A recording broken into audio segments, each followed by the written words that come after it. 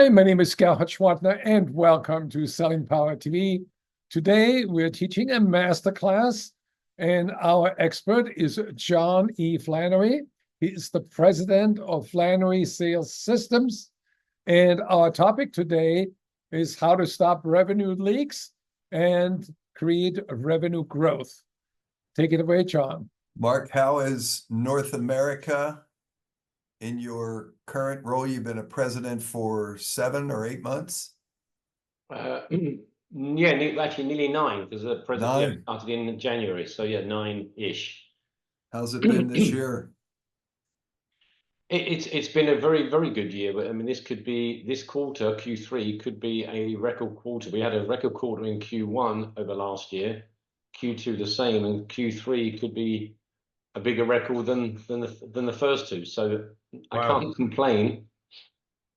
Candidly, what worries me a little bit, I think you and I may have discussed this a few weeks ago, John, is the forthcoming election, right? Our business is looking to put some money away until they know who's going to be in the White House come February. Are they prepared to spend between now and the end of the year? Our budget's being constrained, relaxed, and then on top of that, all the stuff that's going on with Trump being shot at twice, or theoretically shot. It just worries me that the next couple of months could be very unsettling for business in general. Yeah. Gerhard, do you have any thoughts to share with Mark? I mean, there's no crystal ball, right? But any thoughts to share? Well, I would say that in general, throughout history, people have a perception that the present moment is really screwed up and very chaotic and unpredictable, and things are worse than in the past, and things are more competitive than before, and there's not enough clarity, that leaders don't know what they're doing. And I'm just reading a book about the 1100s to 1500s, what happened in history, and it's almost like a narrative for today, that in the 1400s there were 3 popes competing with one another, and there were wars, and there were diseases and everything. So what my perspective is, that we are in an incredible time where we have a fantastic opportunity to seize on that trend, where a lot of people get confused and they're shell-shocked by the rapid pace of change. And if you're level-headed and you're very focused on your goals, you are going to win, because most other people get distracted.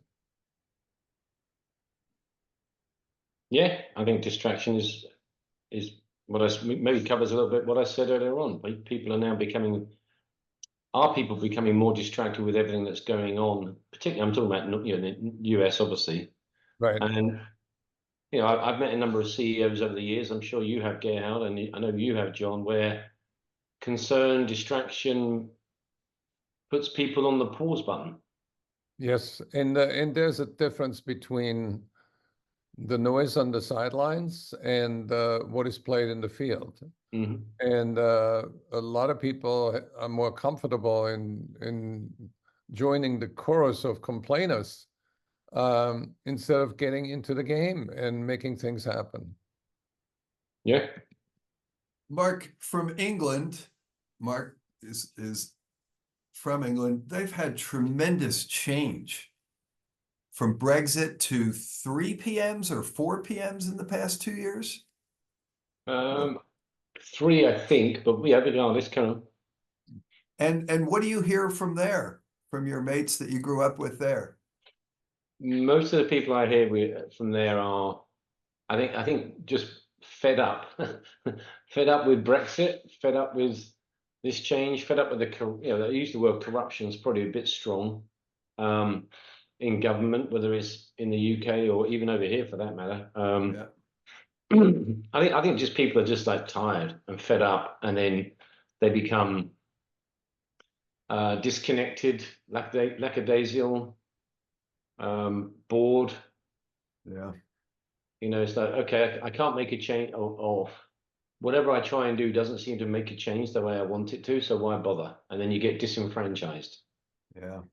That's disappointing. Well, I mean, I think there's another issue. There's a book by a sociologist who looks at American society and says that you know there are fewer opportunities for people to meet in person and join social groups.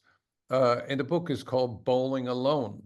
And in the past there were bowling leagues, and the participation in men's clubs and women's leagues and Red Cross and charitable you know, organizations has all declined. So people are hiding out in their homes, glued to their screens, and they lack social connection, and they're all lonely. And also, they're more anxious than before, and they're more depressed than before. So that is sort of the bogey that we are experiencing that comes through overuse of technology, where we eliminate that social fabric that holds us together, and that you know, requires for leaders to step up and say, we're going to create value not just for the company or for the customer, but also for society. yeah. And there are great companies that make great contributions by leading their people, like Salesforce.com. You know, they have thousands and thousands of volunteer hours to contribute to their community where they work. I've even seen Mark Benioff in New York at an event, before an event, picking up trash in New York City, and with the volunteers. So when I think about the future of our country, we have a great opportunity to reverse that and create a stronger social fabric by creating better companies that are socially more aware. I Um, could not Here I comes agree someone completely. else. Helene is coming in now. okay. Helene Pelmier from CSA Research. I know the company name. Hilmeyer. Deutsch. Hello, Helene, if I'm pronouncing that right. She's muted.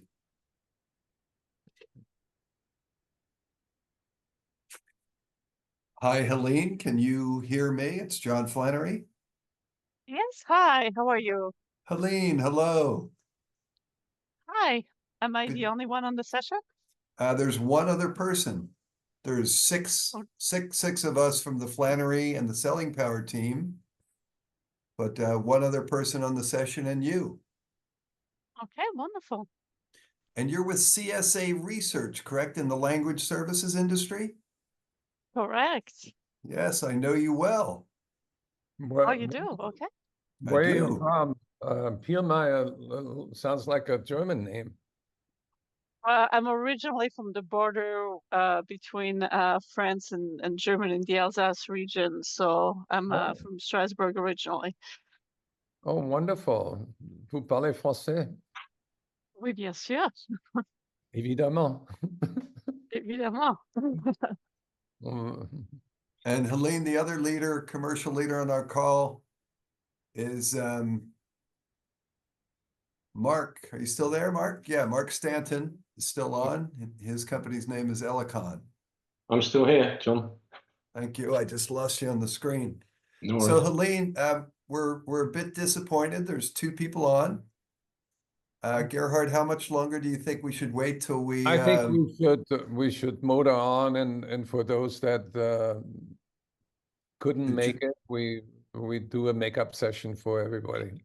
Yep, sounds good. Well, do you want to go ahead and kick us Yeah, off, Gerhard, please? I want to thank everybody, that a big group of two, and please, you know, feel free to turn on your video. But I'm very pleased. This is our first masterclass with John Flannery. He's president of Flannery Sales Systems. I've known John for many, many years, and in my book, he's the #1 guru that focuses on sales process better than anybody else I know. And he and I had many conversations about what we call revenue leaks, and there are many in so many companies.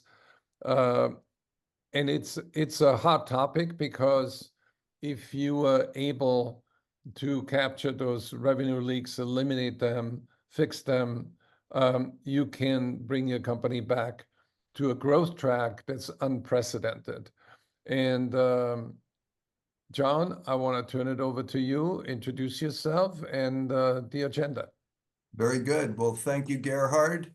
And thank you, Helene and Mark, for joining the call. Thanks to the Selling Power team who supported and got us to this point. It's been 15 years, Gerhard, 2009. I met you in Los Angeles. And Mark, we've known each other a while. And Helene, I'm familiar with CSA from your founder years ago. So welcome to the conversation. Malini from my team, the Flannery team, is on the call. We're amending the agenda as we go for 2 people. We'll have good conversations, mostly among ourselves, other than going to breakout rooms. I think we'll just change that without Gerhard, without too many folks. We can just speak amongst ourselves. Yeah. But when people ask, what do? I say sales training. And that's a commonly understood phrase. What we really help organizations to do through the use of sales process is the tactical execution of their commercial strategy. Now, if I say that to you at a barbecue or a cocktail party, you walk away from me. So I'll say sales training because it's better understood phrase. And sales process is our focus. Sales process is our focus. We do a variety of other things.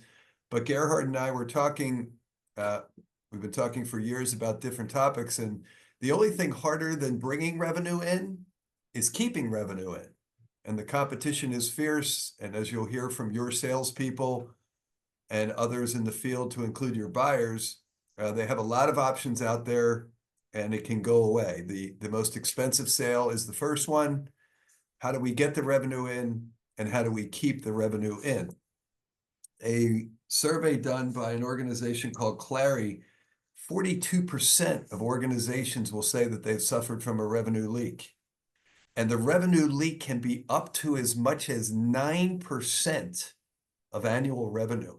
Think about that. If you're a $100 million company, any amount of revenue that you have, to have $90 million go away for $1 billion organization, that can make or break a year.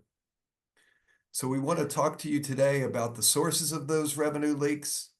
Of course, we'll give you ideas on how to address those revenue leaks. And we'll share the information from what we've done today collectively in a written format to give back to you from this masterclass. So Helene and Mark, thank you for joining us. And Gerhard, in lieu of the breakout rooms, I don't think we send Mark and Helene off into their own space. Maybe we just speak amongst ourselves. I can take us down to the topics that generally impact pipeline revenue leaks. Does that work, Gerhard? It works for me, yeah. Okay. Here's our agenda briefly for today. We just went through the introduction. We're not going to send the 2 of you out to chat in a breakout room. We had 21 people register. We turned people away from the session. We had 55 people interested, 21 registered, 19 did not make it. If there was 21, we were going to put you into 4 groups to have a discussion.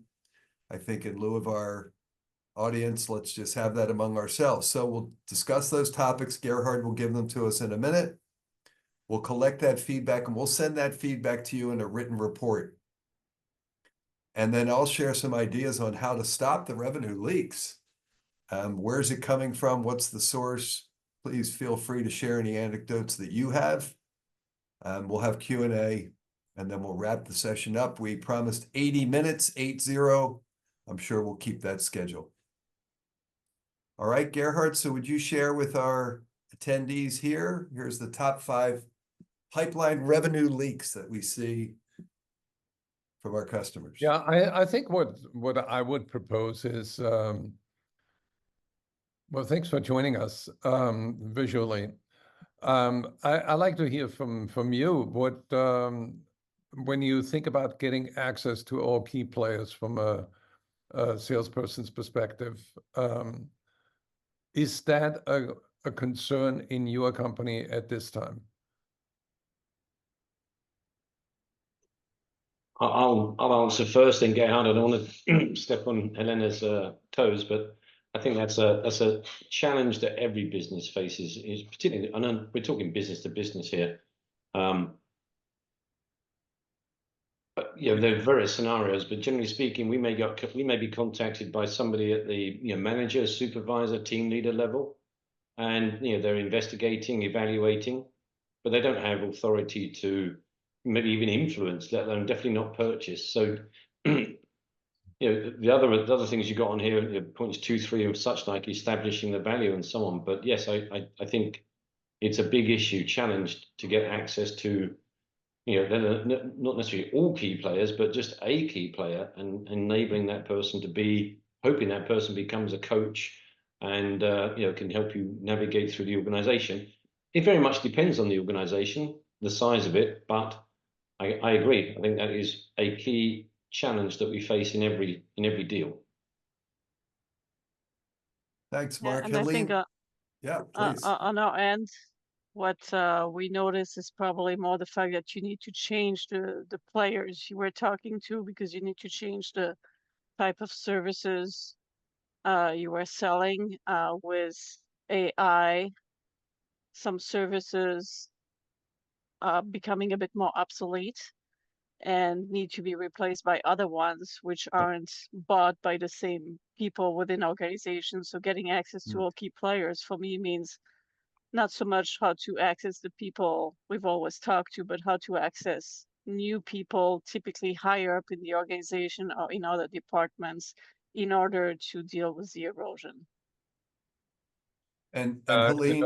Helen, I think what you just said is very, very important, because it impacts the opportunity to upsell, cross-sell, and also sometimes resell, because when organizations change players, they also change vendors.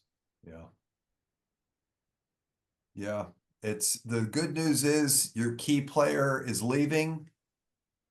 The good news is there's a new key player coming in, and the people on this call have been in the situation where it's helped you and it's put your salespeople in a difficult situation. Because when a new key player goes elsewhere, they may take you with them. Or when the new key player is new to the organization, did they have a vendor to bring in with them? And Helene, the upsell and the cross-sell, we'll talk about that. When you're talking about AI and other applications, is it the same person, right? That's what I heard you say. Before we go from that, should I blend this, Gerhard, or just wait to present till we're done all the pieces? We can blend it. Yeah. I just wonder about, is it Helen, Helene, or Helen? I respond to anything. My real name is Elan. Is what? Elan. So think about the letters L and N. Ellen. Right, Helen. Yeah. Yeah, accent aigu and accent grave. Yes. So, Mark, you've worked with us twice, and we take time to define this in your target market within accounts and within the opportunities within accounts. And who is the champion decision maker, influencer, adversary? And based on the size of the organization and complexity of what you sell, Mark, what you sell is complex. It can be life or death what Mark sells working within commercial warehouse spaces. And Helene, I'm not as familiar recently with CSA, but I was in the past. The size of the organization will also impact how many players are in dedicated roles. If it's a smaller organization, one could be doing many things. And I love this graphic. Can you get down the hallway to the decision maker's office? And how important is it? And when we talk to those decision makers, you know, we'll move to item number 2 here. Gerhard, maybe I'd take this one to Ellen and to Mark. Do we know those key players' business objectives, and do we understand how they measure it? If we don't, revenue could go away. So how well would you say your sellers are doing that? Really focusing in on business objectives and how your customer measures that success. And Ellen, is that something your team is focused on? Yes, and I think the team doesn't necessarily do very well with it. And I think it's compounded by the fact that the buyer's objectives are changing.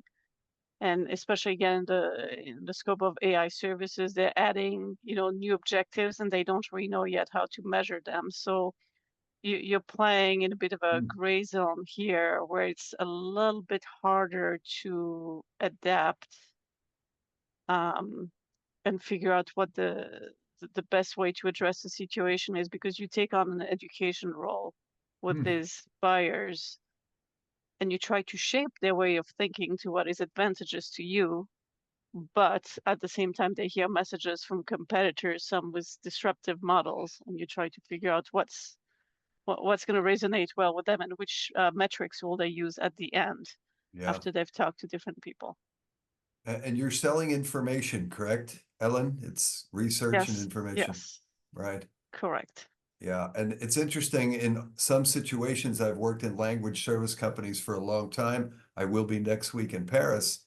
They don't know what they're buying it for. And I'm not saying that's a decision maker. They were told to just go get words translated. What's your objective? My objective is to get a quote from you so I can leave work at 5 o'clock, right? So what's that clear understanding? And Mark, how about you in measurement? You deal with safety. You deal with, not to be negative, but life and death. They've got to be safe, right? How well does your team? Sorry, John, please carry on. I thought you'd finished. Big pun. All good. Go ahead. So I think you said something earlier on, which I'd like to touch on. I think where we do, and we could always improve, let's be clear, but I think we do a pretty good job on defining, documenting what you and I would call PBOs, right? Those primary business objectives, whether it's for the health and safety manager, executive, whatever the case may be. Again, I think the point you made earlier on, John, and you, Gerhard, is he or she's PBOs the same as the ultimate decision maker, the person that's going to write the check? And I think we struggle with that, because if you don't have access to those key players, how can you confirm or clarify what those business objectives are? And the concern I have, and where we struggle on occasions, and there's a few opportunities that I could use as examples, is that we think we've dotted all the I's, crossed every T, got everybody signed up and agreed, and yet the guy or the lady at the top says, no, that's not quite what I had in mind, and we spent potentially months and it's that final presentation maybe to get the commitment to move forward, and then he or she at the top says, no, that's not quite what I had in mind, and you've got 3, 4, 5, 6 months of effort that's not necessarily wasted, but you're going back to maybe to ground level and starting all over again. Yeah, it's not shortening the sales cycle, that's for sure. Very true, and I think part of the challenge, if I may, is that the longer that cycle takes, the more likely there is going to be a change either at the top, or the PBOs change, or the business environment changes, whether it's economic or people or whatever. So speed is momentum is really key, in my opinion, and if we lose momentum, it's very difficult to get it back again without a huge amount of effort. A potential leak for sure, Mark. And markets change, competition changes. We know leadership changes. From a sales capacity, there's a group called CSO Insights. The average sales leader lasts 29 months. And if your sales cycle is anywhere close to that, you could cycle through a leader before getting the answer, even if it's no. So yeah, is it really 29 months? Mark, how many salespeople do you have in your company? From a North American perspective, we are 4. In the company, including Germany, Poland, I think we're at maybe and I'm guessing here because I don't look after Europe, but probably 12 to 14 in total. And what is the average sale in terms of dollars? That's a little, average is almost a meaningless. I mean, I know why people want it. So I'll give you an example. You know, some of our smaller sales could be 30, 40, $50,000, but our average is probably closer to 250. And then, you know, sometimes it's, you know, more than that, 400 to 500,000. You know, we got an order last week for 327,000. And that's not unusual. So a salesperson can produce about $1.5 million a year? Yes, around that figure, a little bit less than that. So the quota, for, depending on how, like, depending on the region and the account list that they have and such like, it ranges anywhere between 800,000 to about 1.2 Wow, per individual. fascinating. Helen, what's your situation? We have a bit of a smaller team. We have about 5 salespeople. We're kind of global territory. But I'm not their direct manager, so I actually do not know how much they sell. Each of them, I'm not privy to those numbers, so that I can't fill in the gap for you. But it's much smaller sales Right. in comparison. Right. We sell research. The price point is much lower, so we need many more clients for that to be, you know, worth it for us. And then beyond just the research that we sell, we try to sell consulting services because that's obviously where we can be a little bit more profitable in some of the services that we offer. And I saw that Steve joined us. Steve, Steve welcome. Shorey, yeah. Hey, how are you guys? Hi, Steve, Cato Networks. Yes, sir. Where are you, Steve? I am in the lovely town of Lake in the Hills, Illinois. So in between Chicago and Rockford, if that Okay. means anything to anybody. Yeah, I am sure. in Milwaukee, Wisconsin right now. Hey, there we go. We're like almost neighbors. Yes. Steve, welcome. Thank you. Sorry that I was late. Yeah, we're 35 minutes in. We have 3 people attending. We had 21 sign up. Melanie, I don't know what this means in the chat. Amanda sent me this. Do you see that on these other individuals? No worries. You can disregard that, John. Okay, fair enough. Yeah. So Steve, we have a smaller turnout than we anticipated. We were going to put you 21 people into different groups, but we are the group, so welcome. Thank you. And what we're talking about at this point are the top 5 topics that impact or create revenue leaks in the pipeline. So we're on item number 2, and I know you're in enablement, Steve, so you speak this language maybe in different words when you're working to develop internally the team at Cato Networks. So we are into number 2 here about talking about making sure sellers understand business objectives and how that gets measured by the customer. Because if we don't, It's interesting. I just had a coaching session Tuesday with a sales professional in Raleigh, and his conversation was going into very much a technology conversation, and I said, slow down. You always have to assume you have to write a business case for every deal. As a result of that, what are the business objectives? What are the, we were talking about downtime in a network. And I said, that's great. What does that cost this company for every hour they have a network downtime? What does that mean? What's the business impact of that? So I'm 100% with you on this, tying it back to measurable, in this case, finances and talking about business outcomes. Yes. So we'll go to that next. Steve, Mark, you said something with 14 global sales.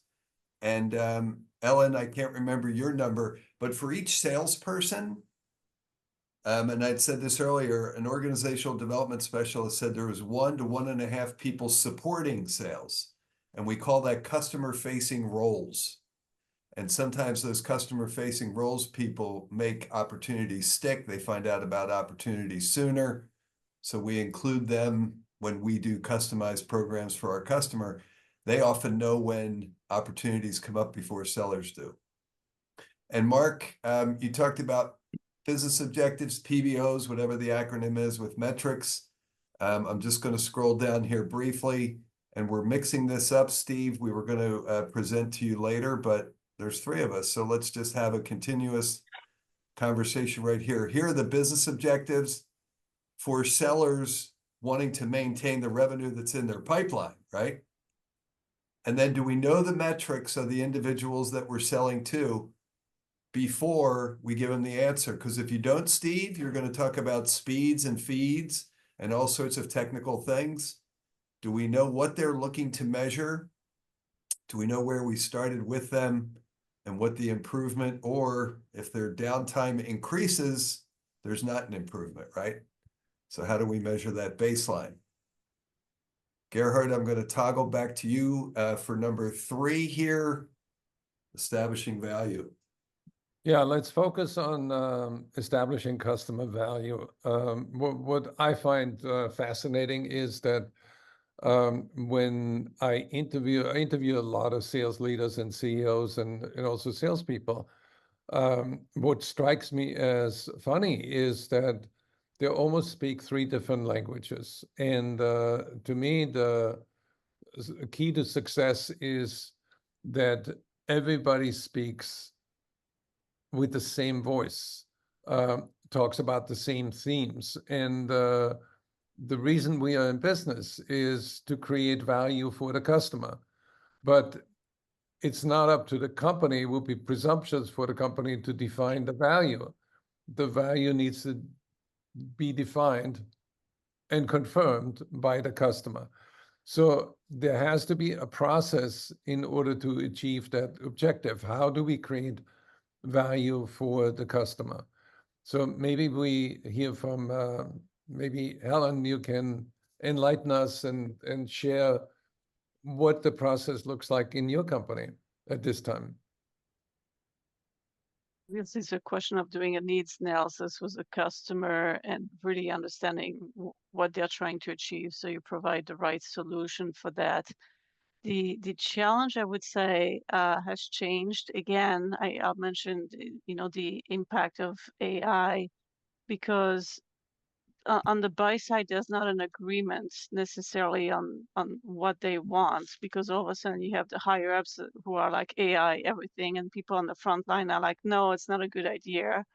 And there's disagreement. So the value that you're showing when there's no agreement on the problem to solve, or at least the overall strategy to solve it, seems to have become more complex than it used to be. And I don't know if others in this group are facing the same challenge, but demonstrating the value with these moving targets is much different than it was before ChatGPT, for example.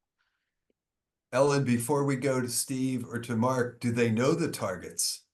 Some of this is new, right? Some AI-related services, products, whatever it is, some of the good sellers can help them to shape what the targets look like if we have a clear understanding of the offering. I don't know that we do. So Steve or Mark, as it pertains to establishing value, Mark, you have a lot of measurements that you can take to your customer's workplace from successful installations, implementations that you have. Is that transferable, Mark, or how does the team do that?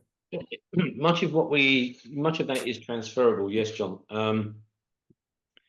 Where we're somewhat challenged, many companies that we deal with, but many companies don't necessarily know how much a quote unquote incident will cost them. They'll have a guess, the hospital bill or the emergency room, but the loss of production, the loss of morale, the loss of these other things are not necessarily soft, but they're sometimes much more challenging to obtain. And on many occasions, the company says, you know what, I don't care. I just need to get the damn place up and operational again, right? Now, there are companies like BMW and others like that are very, very careful in measuring everything. Mm-hmm. And that's what, for example, we're very successful in automotive because of that kind of Six Sigma approach that they adopt. But yes, to answer your question, much of what the savings we might that we can save are transferable because a warehouse is a warehouse is a warehouse, at a very high level. And if I have 5 people or 500 people, the opportunity cost and the risk cost are generally speaking similar. Interesting. Thank you for that. Steve, what are your thoughts, sir, on understanding value? You led with this. This is what you said when you came into the conversation. I believe that establishing customer value comes even before the meeting. It's understanding the business, it's understanding where they're at, where they're trying to go. The old line about anticipating where the puck is going to be, that's where you want to be. That's my mind. I have to earn the right to earn the customer's trust. And in doing so, that's how I create value. I want to be, or my sales professionals that I get to work with, I want them to be that concept so that the customer comes to rely on us as the experts and are able to tie in what we do to what's important to them and their business. But if we come in and we're just pushing a product, nobody cares. Interesting. And there's many different tools that you've all seen as seasoned professionals, leading sales teams, training sales teams, whatever it is. The tool that we provide with our customers is called a discovery map. And there's 3 things, and we've had bits of these conversations in this masterclass in the past 45 minutes. Do I know their business objective? Do I understand their challenges? And what's the impact of the challenge, right? What's the impact of downtime, Steve? Do we understand that? And then what's the knock-on effect of having system outage? And what was that big system outage in the airlines? It was about 5 or 6 weeks ago. And that only shut down like 15% of the country only. And then if you can avoid that, what value? You position your capabilities, and we teach this in a simple concept of 1, 2, 3. Mark, you've been through the blank look on people's faces when they're reading scripts, which is not what we encourage them to do. But you look at it and it's simple, and then you have to execute. And then you get thrown in front of procurement or a professional buyer who doesn't care about, they're taught not to care about value, right? So it's a simple tool that we use. It's customized. It does not look like this. We put words in here, and I know you've all seen different things in your careers, but if we don't get to this value conversation, we know what the focus is going to be on later in the sales cycle. It's price, right? So it's so predictable. And this will leak, this revenue will leak if we don't reinsure what's coming next year. 2025, companies are budgeting, doing plans right now. How well are we set into the next year contractually or whatever it is to make sure that the value continues? And tying to the other areas, is there a new key player? Is it the same team? Ellen, who else is buying these new products and services in the organization? We got to just establish the value. And Steve, what you said made me think of a comment out of a book called The Speed of Trust by Covey. Covey's son writes this. Yep. How long does it take you to determine the credibility of a seller? When a key player, particularly high, how long does it take them to determine their credibility? Are they creating value? And we ask that question in workshops, and some people, it says, takes about 4 or 5 seconds to establish their value. And I ask them, what part of New York are they from? If they say it takes 4 or 5 seconds, it could be a little bit longer than that. So Steve, I don't know. Go ahead, Gerhard. Steve, I have a question for you.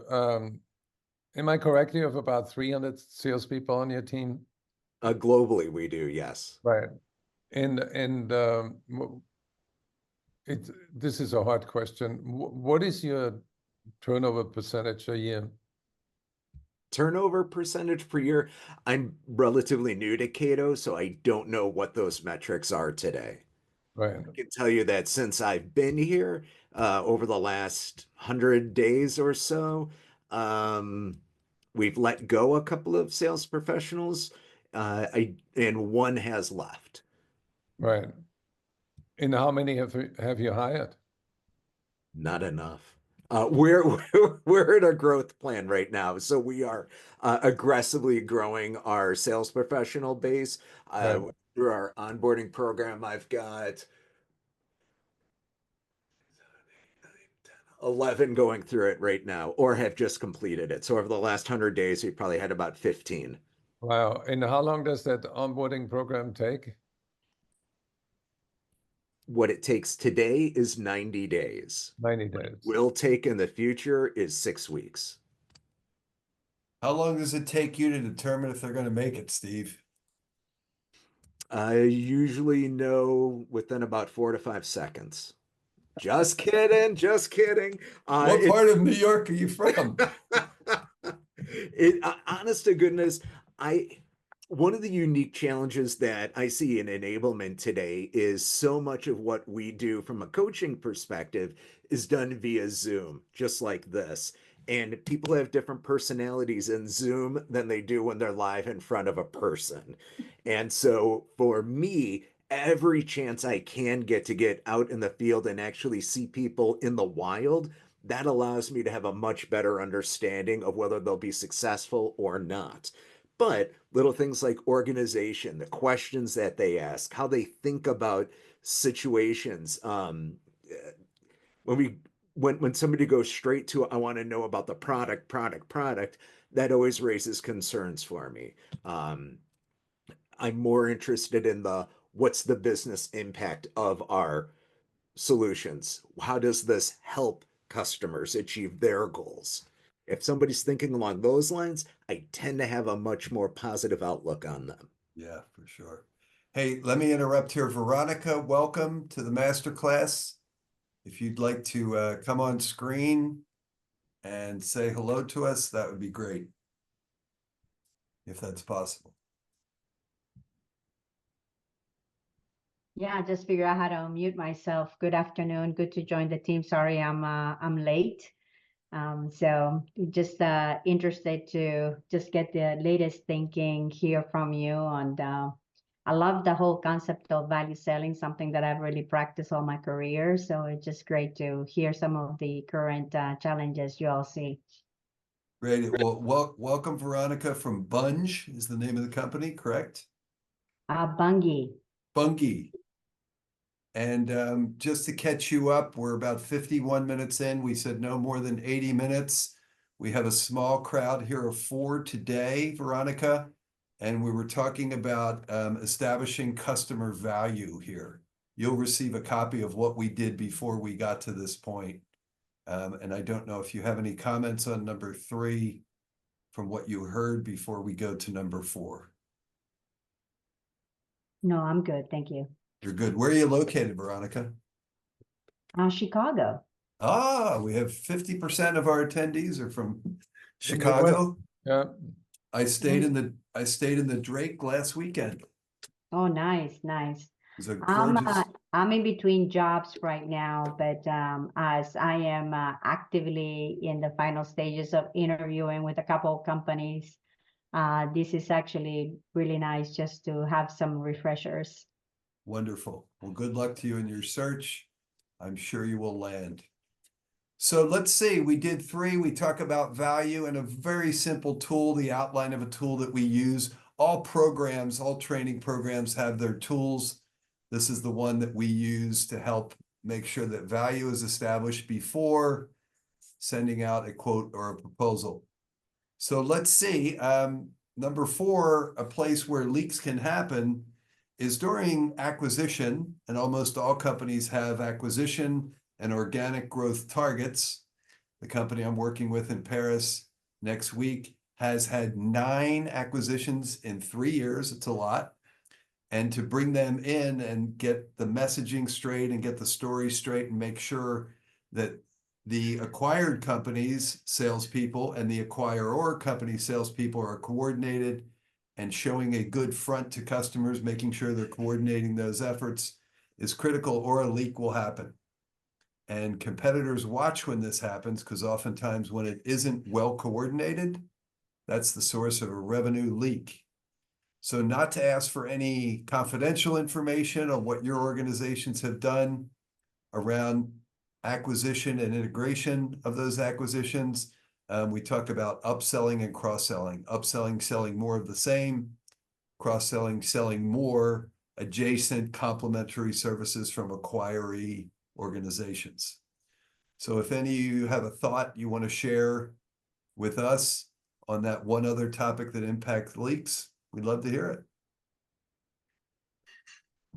As I'm looking at this, one of my previous companies was like the one you were describing in Paris, had done major acquisitions over the preceding 5+ years. And one of the great challenges we had was with our sales force and the parent company acquiring other companies. You have culture and you have cultural differences between those companies. I would love to get your thoughts on how culture impacts the cross-sell and upsell component with any sort of M&A activity. Happy to share the thoughts on what we're doing next week, Steve. Your timing couldn't be better. And this organization has Europe and the rest of the world, and North America as 2 divisions based out of Paris. And we don't get into the other functional areas other than around sales process, which is the focus we do with training, tools, and coaching as we go through. But we've customized the approach for each of the teams. And here's why. I've worked in 19 countries with our team, and you'll hear the same thing in each country. So I'm not just saying it's North American. It's different here. It's different here. And I find, respectfully, from anybody's background across the board, buying is not that different. There can be different ways that people buy, and there's cultural impact. For instance, in Japan, you would not call a level above the level that you are. You just wouldn't do that, right? Just not something society or business-wise would allow you to do. So the way that we address it, and we had 4 of the groups in Brussels in April and May when we were last with them, and we did 3 customizations. Belgium and France agreed to their own customization because they felt like they were close enough. But then we had 2 other customizations that we needed to do to address it. Cultural standpoint, Gerhard is born in Austria, has worked around the world. Gerhard, culturally, would be anything you would address to say how to address that into an integration of acquisition? Yeah, I have a very simple model. I did a study of cross-cultural adaptation strategies between European companies and US companies. And there is, and the culture is such a tricky thing to look at. Let me give you 3 modes of adaptation that people fall into. And the first adaptation is, let's say, just between countries. When somebody from Europe comes to the United States, they can say one of 3 things. One is, what a great country. I have freedom, and they embrace everything unconditionally. The second person comes to this country and say, oh my God, this is so complex. It was so much better back in Paris or in Rome. You know, there's something that doesn't work right in this country. So those are 2 opposites. And then there is the third adaptation, which is integration, which means you maintain the things that culturally that you really enjoyed in your home country and bring it to this country and embrace the best of both cultures.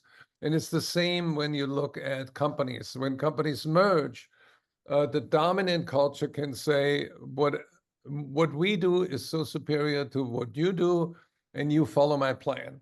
Or you can go in and say, oh, we acquired this company.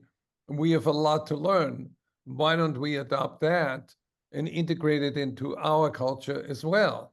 And then there's a mix in between. So to me, integration has to be done in a way where you create a better way of functioning with your customers that takes advantage of all the wonderful, the smorgasbord of ideas and processes that are on the table, and reorganize your new company around those opportunities. Does that make sense?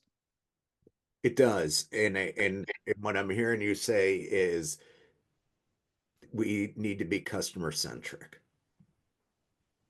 Yeah, because every idea that you create in a company, every product that you create, or every process you come up with, every technology that you adopt, the decision should be made with the perspective of how does that create more value for the customer or a better experience for the customer?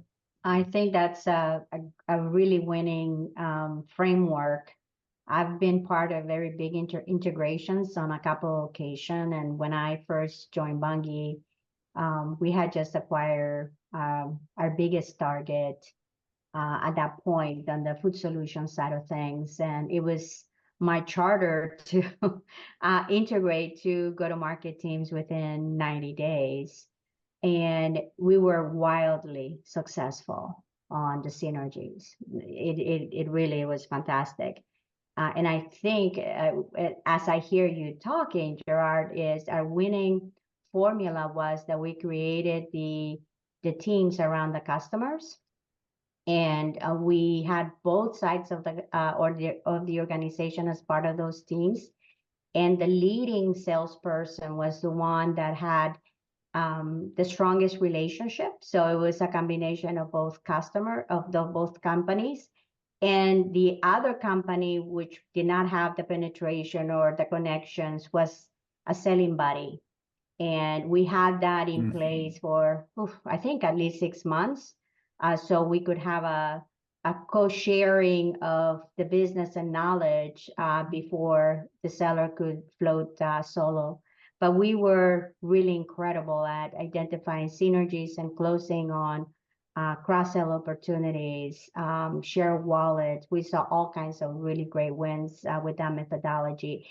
But our focus was to make it easy for the customer during a transition that it could be very, very clunky for customers. Right. I love that. I think it's a great example because I think the biggest conflict that humanity is facing is what to do with aggression. And in business, you want to use that aggression against your competition and not towards the acquired company or towards each other. I always said when I had meetings with my sales team that the competition is not in this room. The competition is outside, and we need to collaborate and co-create so we can win. And as a sales leader, when you acquire a company, you want to do what Veronica just said. You want to pick the person with the best relationship to lead that team. It doesn't matter what company he or she comes from, because relationships matter. And then you have the support from different parts of the company to help that frontline salesperson win. Ellen, your business is international, correct? I mean, you have translation, localization, internationalization. How do you see it in your customers' worlds? You know, cultural adaptation is huge in language service businesses. I mean, these services are very important to the future, especially when you think about, you know, the act of translating right now, the machine does pretty well. So that's why I was talking before about, you know, what's the impact of the AI when your core service all of a sudden is becoming more or less replaceable. So you need to add a lot of value somewhere else in the process. And that's why I was also mentioning, you know, like the buyer needs to understand this new value. It's a moving target. They haven't quite figured out what they want. And upselling and cross-selling becomes more important because you need to add more services since the traditional one is not the money maker anymore. And then it's leveraging that core service to try to pitch other services they may want. Some of them they know they need, some of them they never even thought about the fact they may need them. And it even gets more complicated in the sense that you're trying to pitch them a new service that you develop, and they may not think that a language service provider should be the type of company that provides that service. If you're talking about a data service, a content service, Mhm. they think of you as a translation company, not as a company that is capable of, developing training data or things of that nature. So definitely a big adaptation that needs to happen from a sales standpoint in how to change that perspective. Yeah. Yeah. How companies approach foreign markets, how you help them with that approach, how to make sure that it's not just words, that's the thought. And I was in your business 25 years ago, Ellen, and they said machine translation was taking over. It still hasn't taken over. So I don't know that the AI thing will take We're over. getting close, though. I can tell you that in our research, we've showed that the tide is finally turning, and Okay. that leads to the revenue erosion for a lot of these companies, which is why the topic of this webinar was interesting, because revenue leaks are occurring all over the place in this industry. So it's like, how do you patch the gap? How do you find a way to save your business? Because we're helping a lot of businesses who are starting to fail because of that. You sell them more stuff, Ellen. That's what you do. And here is a Exactly. document, a tool that we use. It's called an account analysis map. It's designed for upselling and cross-selling. We have broken every rule of PowerPoint with this document right here. It's too small, you can't see it. We'll send you all of this, by the way. Absolutely, we'll send this to you. And here's an exercise we'll be doing in Paris next week, and we've done with companies around the world.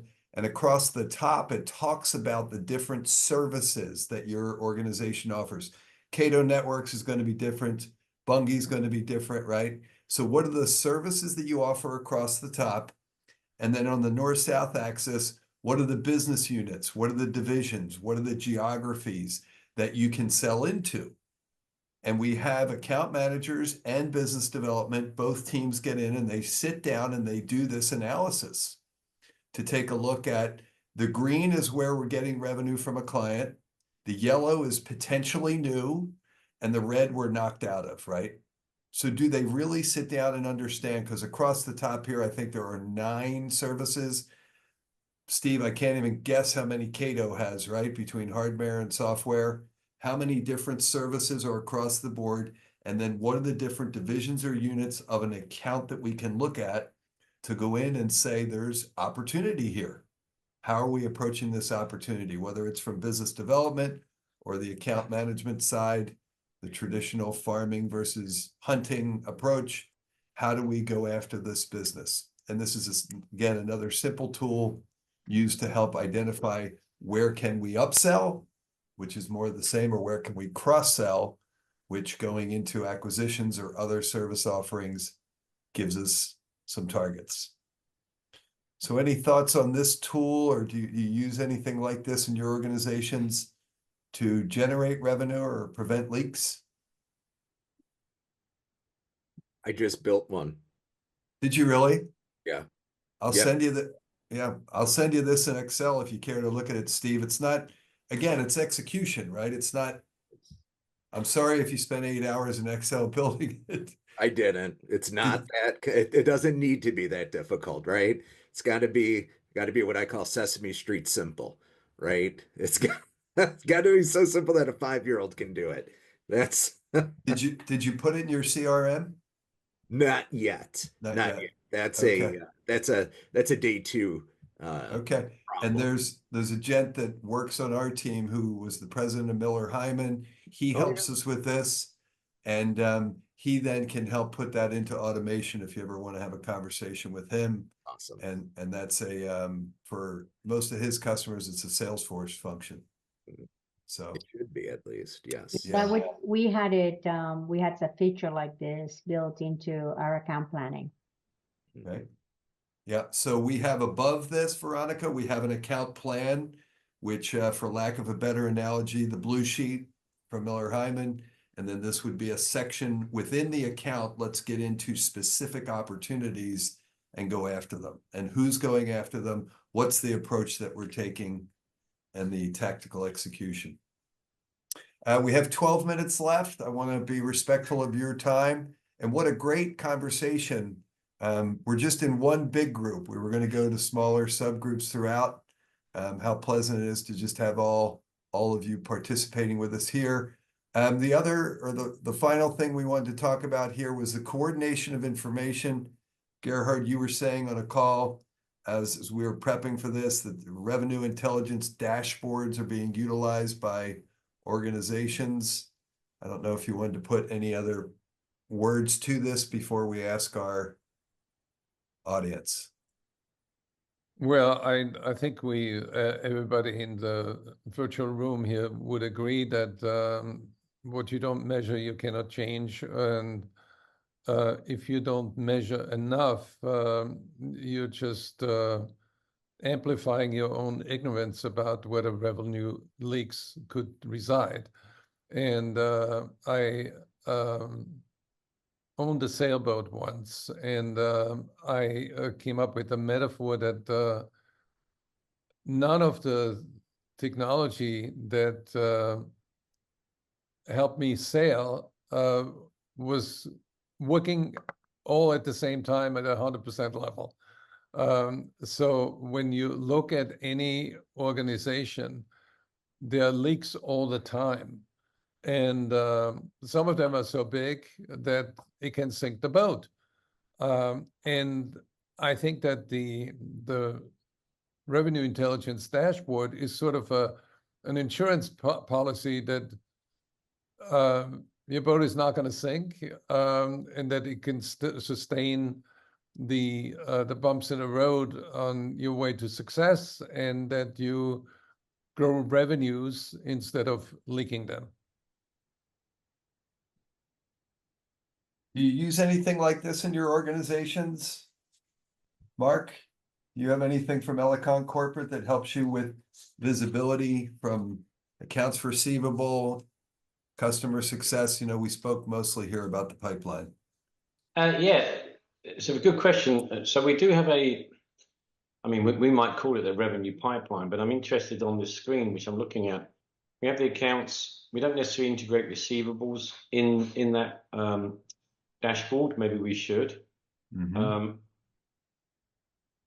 If I may ask a question, what do you mean by customer service? Is that, for example, support cases and other things that have been raised and or hopefully closed in that account?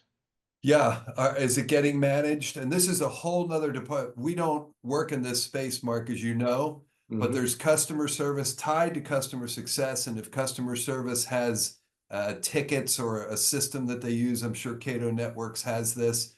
Are they getting resolved? Are they going into the red flag territory, Mark? That's what we're talking about, because it can create a leak.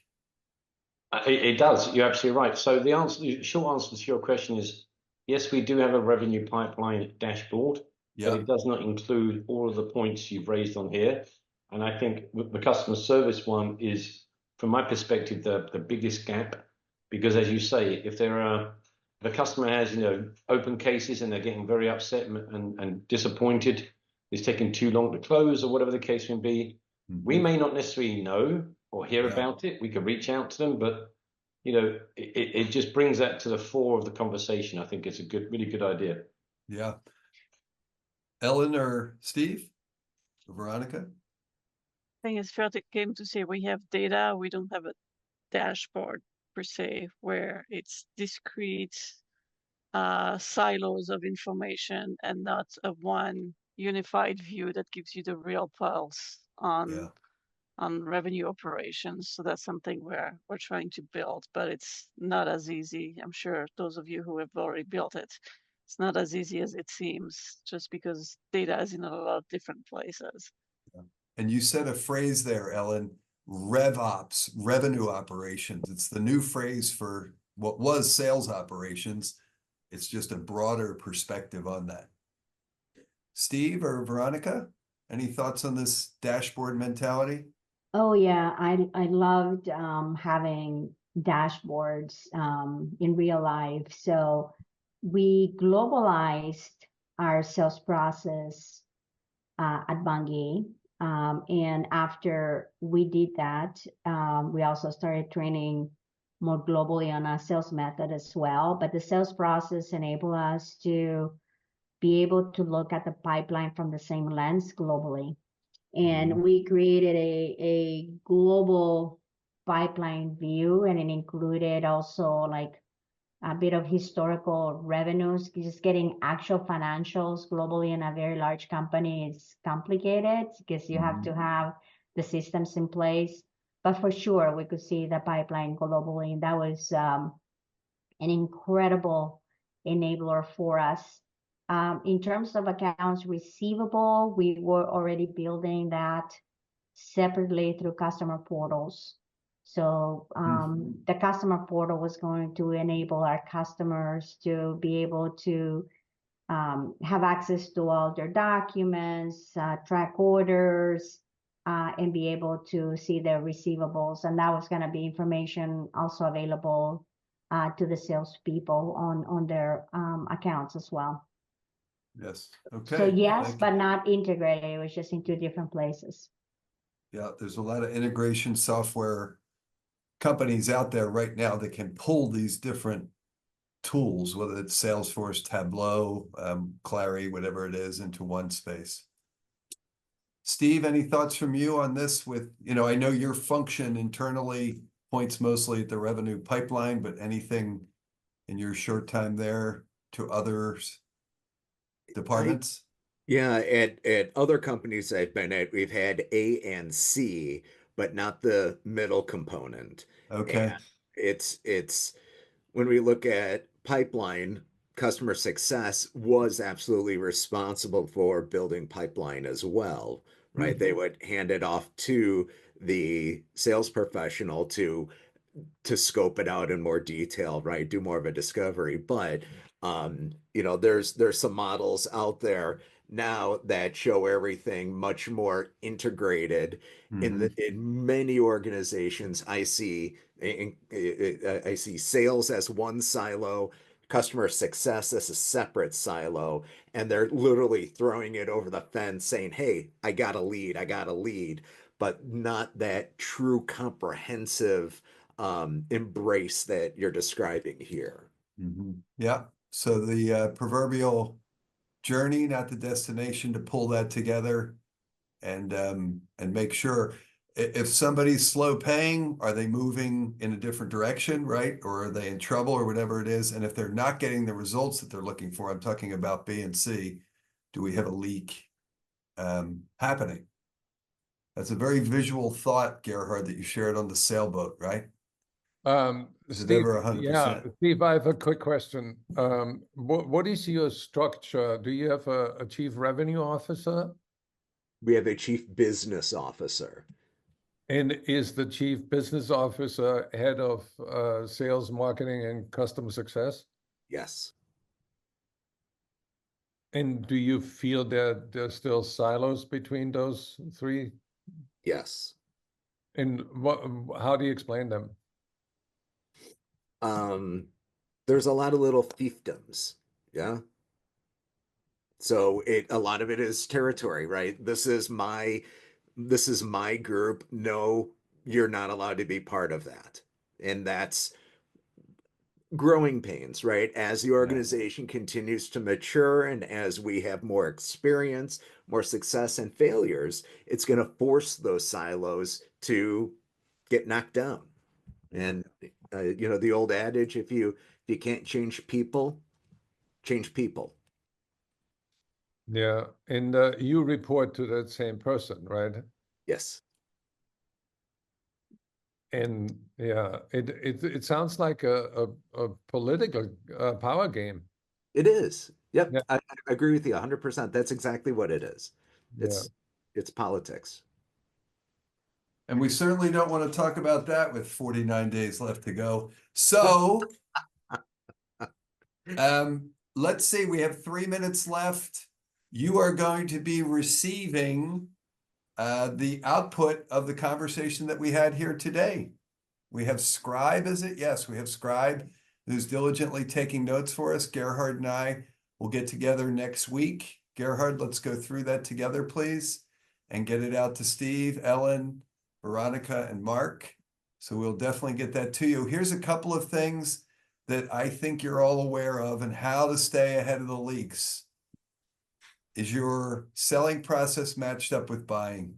And it never ends, right? We talk about sales process as a continuum.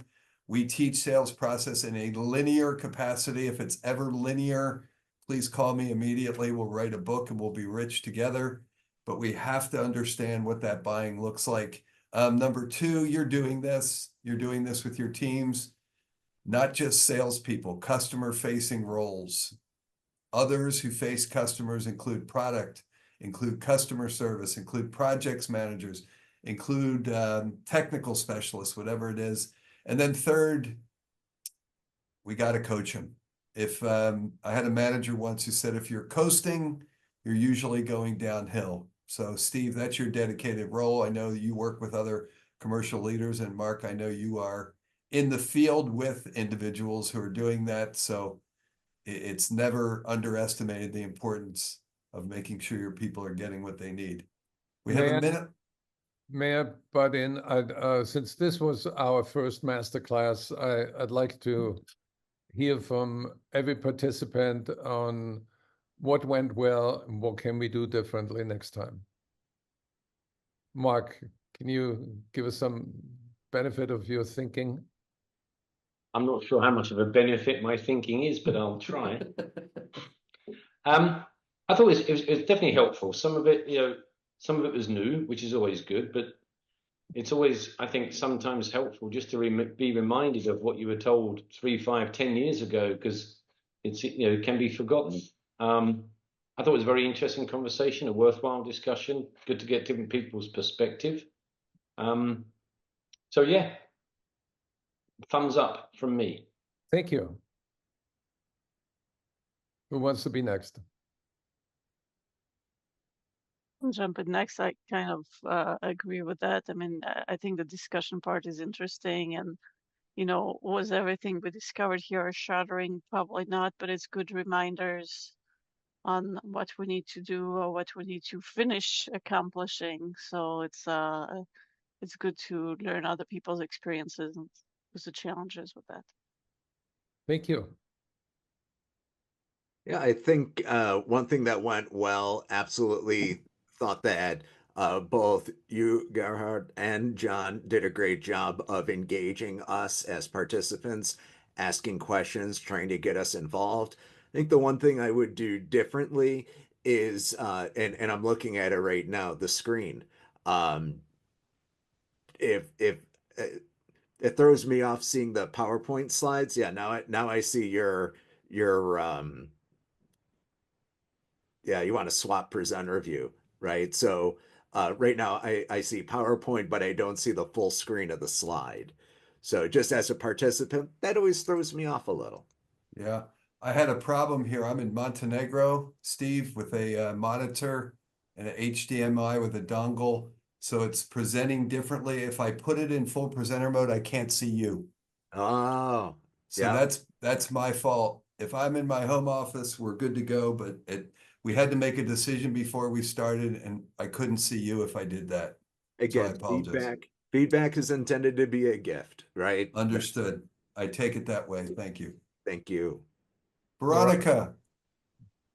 Well, my participation was too short, unfortunately, but I really enjoy being able to be in a larger platform with different kinds of organizations talking about topics that are current and interesting for multiple companies. It's nice to get different perspectives. So a combination of people like yourselves that in the broader industry and consulting, and then real practitioners, I think it's keeps you current and it's helpful. Wonderful. Well, thank you so much. I want to thank our team behind the scenes, Jeff, Amanda, Melanie, for making this happen. Also want to thank John for your guidance and co-creation and collaboration. And I want to thank every participant for helping us dive into a topic that's very, very important for the sake of our company, our team members, and for our customers. We want growth and we want less leaks. John, you have the last words. Very good. As you said, Gerhard, thank you all for your participation. It's about you. It's not about us. It's about the customer. It's not about the selling. It's about the buying. So thank you for your active participation. We will get this put together for you next week and send this over. If there's additional things that you want to talk about, it's an email or a text away. So thank you so much for your valuable time. And I hope to run into you again somewhere, maybe face to face as opposed to virtually. But thanks so much. Thank you. Melanie, thank you. Everybody. Thank you.